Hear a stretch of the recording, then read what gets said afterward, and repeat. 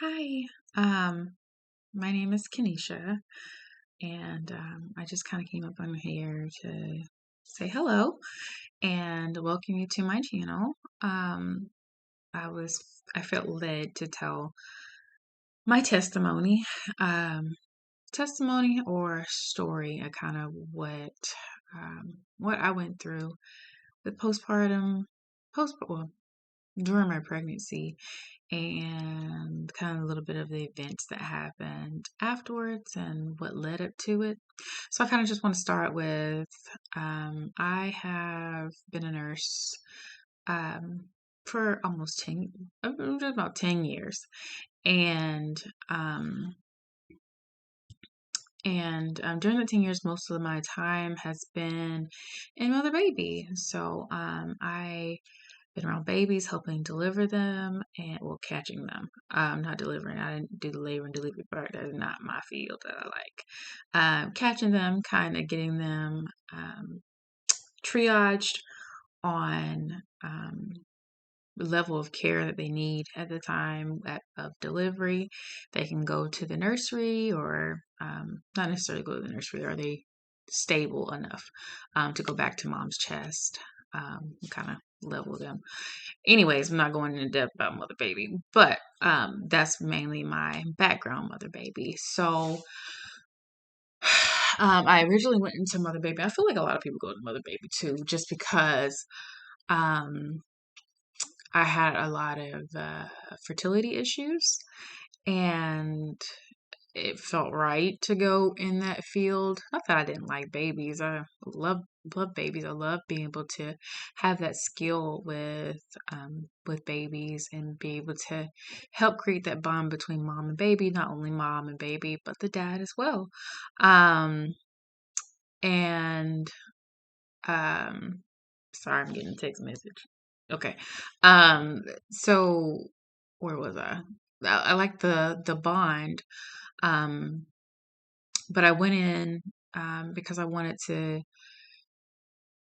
just be with the babies. I had found out in 2013, 2012, something like that, that I had PCOS, polycystic ovarian syndrome. I have irregular menses, and at that time, I wasn't getting a menses every month, and if I was, I probably wasn't ovulating, so I was we call infertile. Um, so tracking along, got married with my husband, and moved to Lubbock. We did a lot of tests just to kind of narrow down what was going on. And you want to say, "Oh, it's not me,"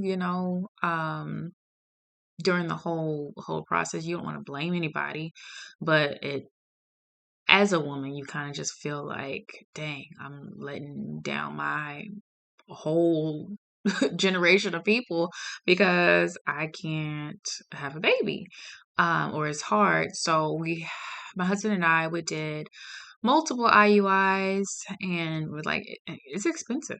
An IUI is so expensive." And we're like, okay, well, there has to be something else that we can do. We did it in Lubbock. We weren't letting our family know any of this that we were going through, but it's hard because at that point we had been married. Let's skip on to like 2015. We got married in 2012. The summer of 2012, 13, 14, 15. So it's been 3 years.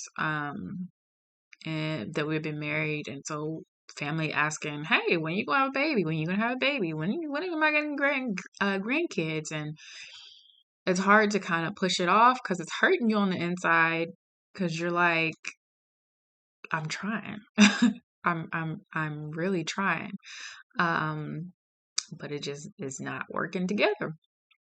So 2016, we moved to back to where our family was. I had moved, well, my husband and I, we had moved like 4 hours away for a nursing opportunity for nursing. After I had graduated with my nursing degree, I got an opportunity about 4 hours away, and I went and took that.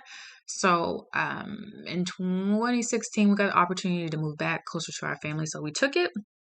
And looking at the time, I gotta get my boo thing from school in a little bit, so I'm gonna try to hurry up. So 2016, we decided we were going to go. We had better insurance. I wanted to at least be at my new job for a year before we start doing fertility stuff. Just because I wanted to line it up with, short-term disability, my insurance, if I'm out and I'm pregnant, I need to get paid, that type of thing. So we kind of waited until it was closer to the year of me being with the hospital that I was with, to start doing IVF. So we started doing IVF 2017.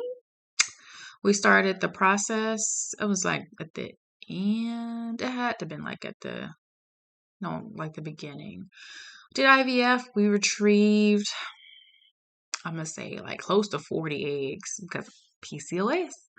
And I have the eggs. It's just, not ovulating. So half the eggs and got 40. Most of them fertilized, and we decided to do ICSI, which if you want to go into that, I can go into it later what ICSI is.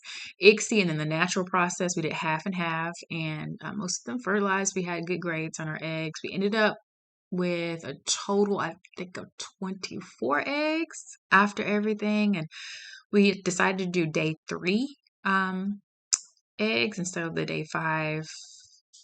I don't know why at the end, at that time, why we do day 3, but we did day 3 eggs. And sorry, I'm trying to work too, so trying to make sure that nobody's needing me right now. I'm actually on break, and trying to time my time to go get my son.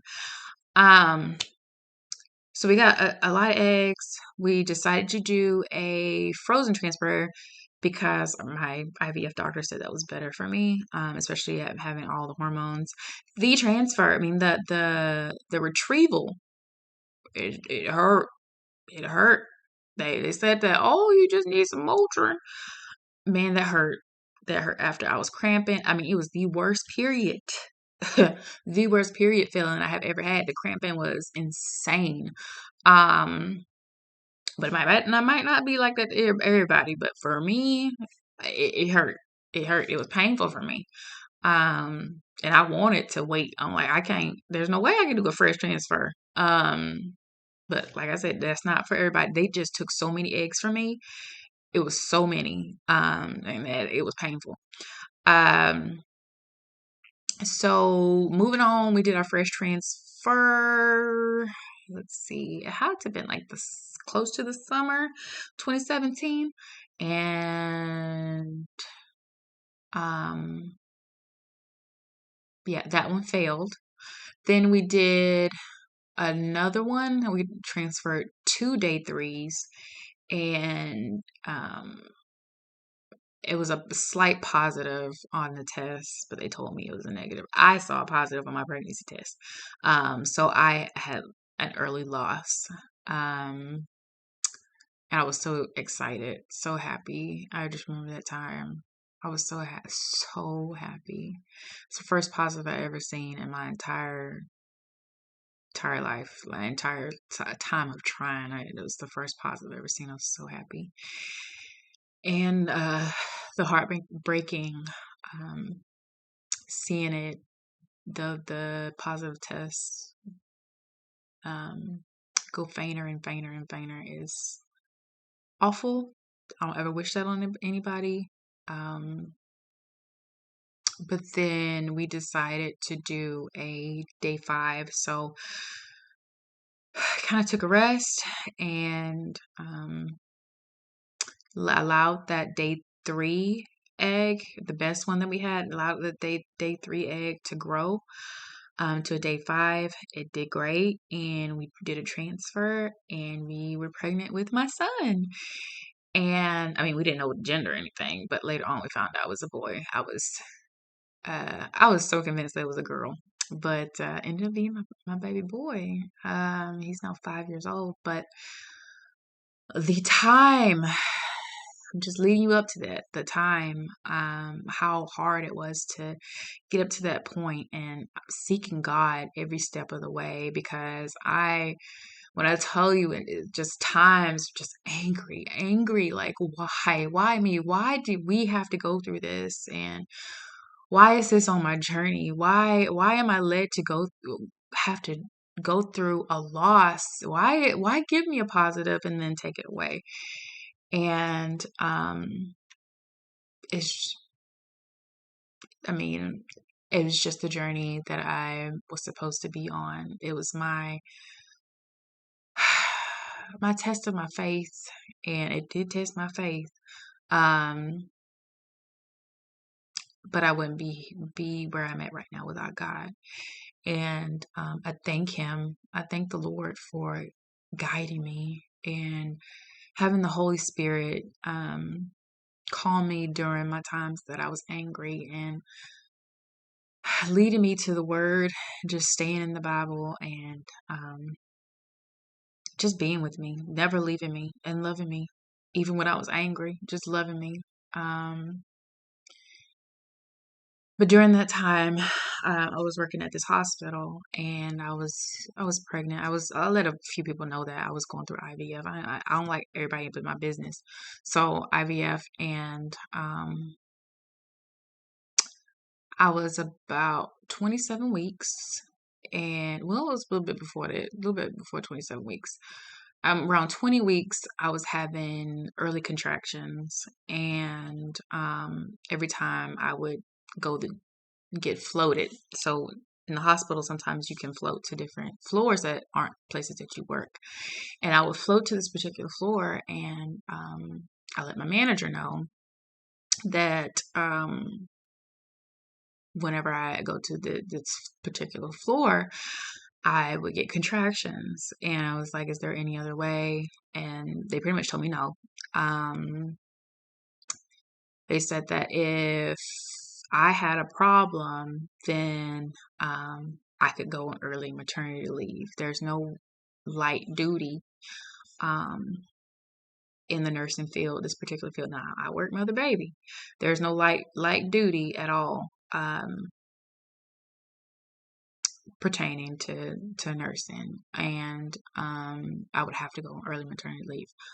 Well, anybody who know, early 20 weeks, between 20 24 weeks going on early maternity leave, you only get 12 weeks before they can fire you after that 12 weeks. So that left no time for when I actually delivered. Left no time. That all goes calculated together. So I kept on pushing, and ended up 27 weeks. I got floated back to, it was the night before I delivered. And that night I went to work, and I found out that I was floated. There was a whole thing. There's so much drama about me floating. Um, there's so much drama. That, like, yeah. Um,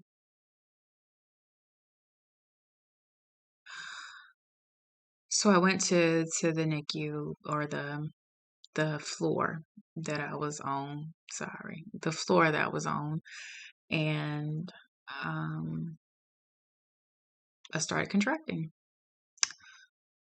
And I had already given my manager a doctor's note saying that I can't float, but they said that they can't honor that doctor's note saying that I can't float to different floors.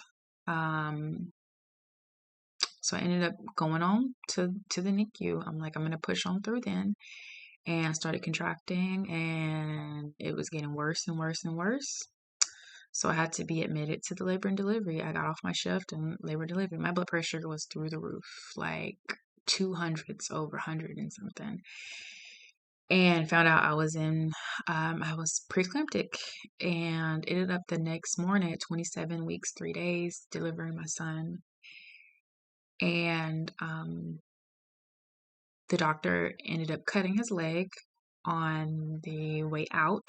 He was transverse, and nobody understood how he got cut, not even the doctor. They said that he must have tore his skin on the way out because he was preterm, but you could clearly see that it was a cut from a surgical equipment. Um, these are all the people I worked with. I decided to have my baby at the facility that I worked with. So I ended up trusting the wrong people. I ended up trusting the wrong people. That what it came down to. And I'm a very trusting person until you show signs that you're not trustworthy. And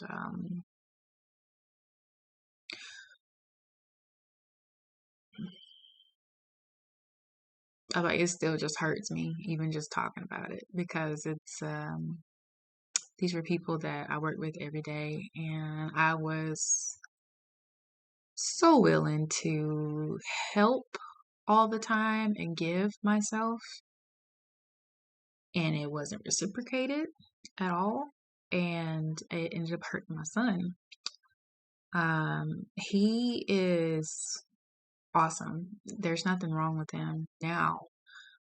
But during that time in the NICU, there's a possibility he can't make it. There's a possibility that he's going to be behind developmentally because he was born so early. Like all the possibilities for a preterm infant.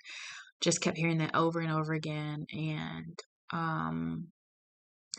ended up giving me a hard time when I went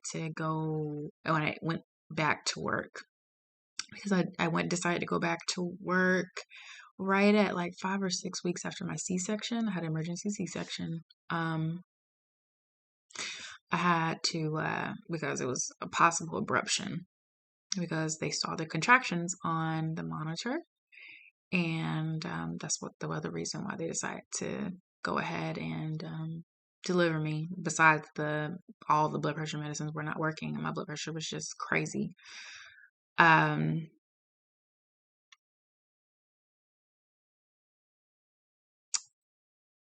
yeah. All the blood pressure medicines weren't, so they decided to deliver me. I forgot what I was talking about. Honestly, I'm sorry. I'm trying to like check the time so I don't miss my son. Um, what was I saying? I don't remember what I was saying.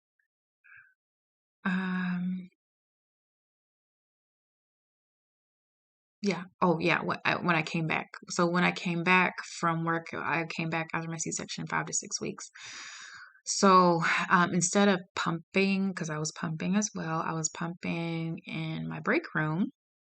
I decided I would go down to the NICU where my baby was, and because he was going to be there for a bit. He was born at 27 weeks, and so I decided to start pumping in his room. I felt like it would be better for me if I saw my baby, and because I was having production issues. It's a high chance when you have PCOS and doing IVF as well. I was having production issues, and I would produce a little more if I was around my baby. And then it was a big deal for the entire facility that I was going down to the NICU to visit my son while he was there, and made you feel horrible for even making that decision. Um,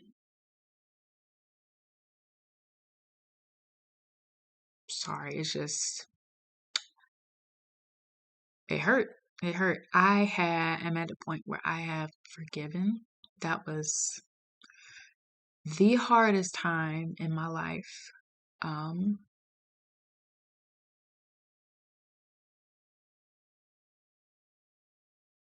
I felt so betrayed, definitely. Um, a lot of a lot of people I would work with, my manager included, would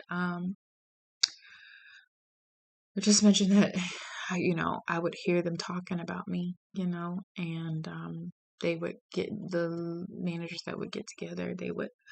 I would hear them talk about me, and I would just sit because they would go to this particular room and talk, but and you can hear them from the outside. I would hear them talk about me and how I shouldn't be blaming them, and how it was my fault because I had blood pressure issues, and that's the reason why I delivered early, is because of that.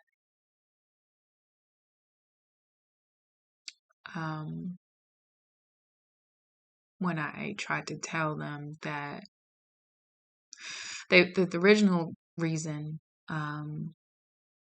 they wouldn't let me not float was because they felt like I was just trying to get out of working. And I'm not that person at all. I'm a hard worker. I'm dedicated. I am all about helping others. But at that point, I felt like I was putting my baby in jeopardy, because I would contract every single time I would go down there. And they made me feel like I was the stupidest person. I don't know what I'm talking about. There's no way that you're contracting. No way you're contracting because you're doing this particular job. I feel like if I could just go back, but there's a reason why. I know there's a reason why I'm supposed to do that, and I'm supposed to share this testimony. Share this testimony of what I went through, and how it came out on the other side. My son, he is the smartest thing. He is so smart. He thinks like out of the box. He is just smart. He started reading at 2 years old. A lot of people don't believe that, but he did. He started reading at 2 years old. And he's such a good big brother. We had another baby, and we had a little girl. And I can tell you about her story too. Sure, hers was something else too, but his was the most traumatic. And I don't know if this will affect anybody, if anybody will hear this, but God is going to guide you through. Continue to trust Him. While my baby was in the NICU, we would read over Psalms. Let me see. What is it? Psalms 91. We would read that over him every single day.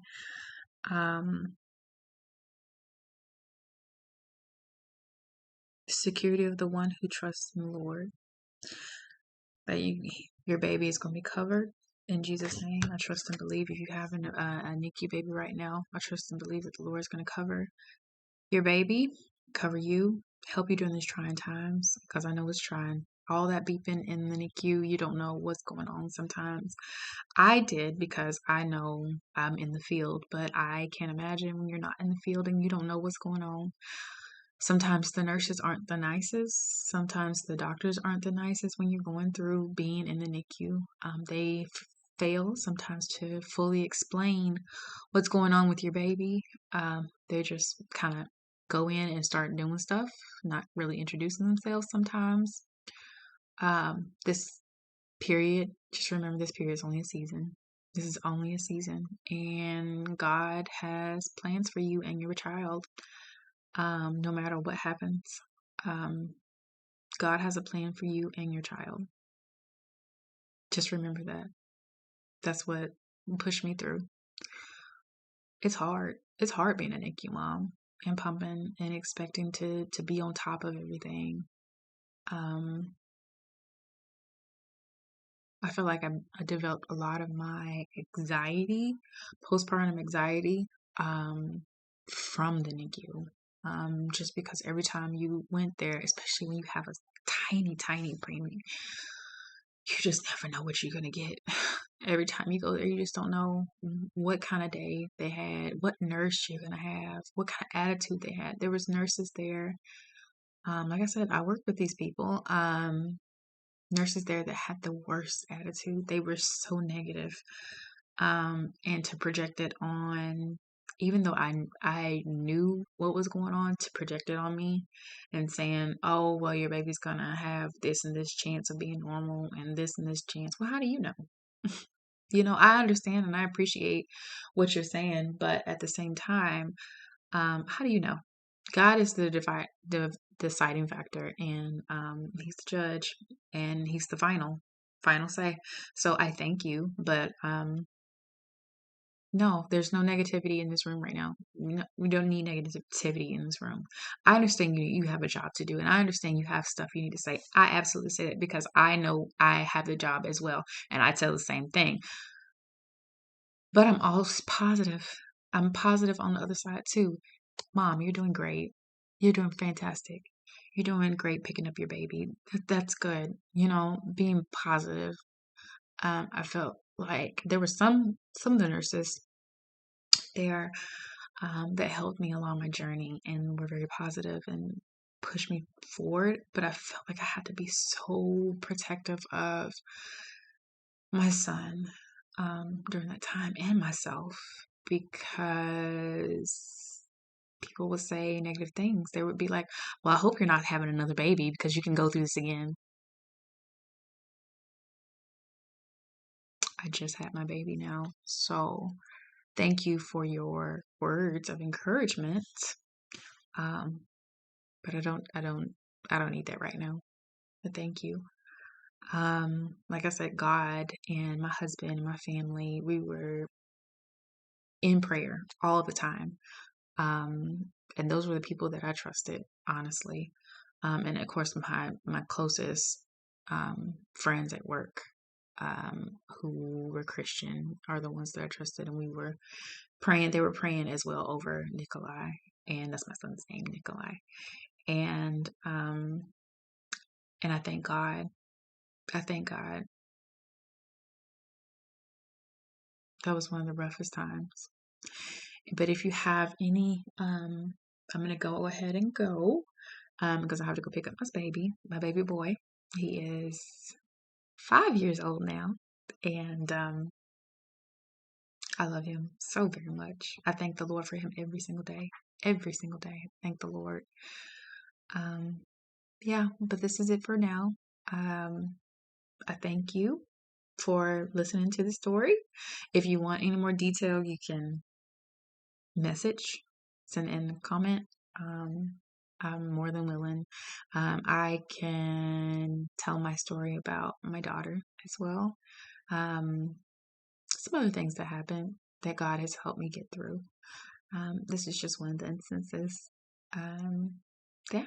Have a blessed day. Bye bye.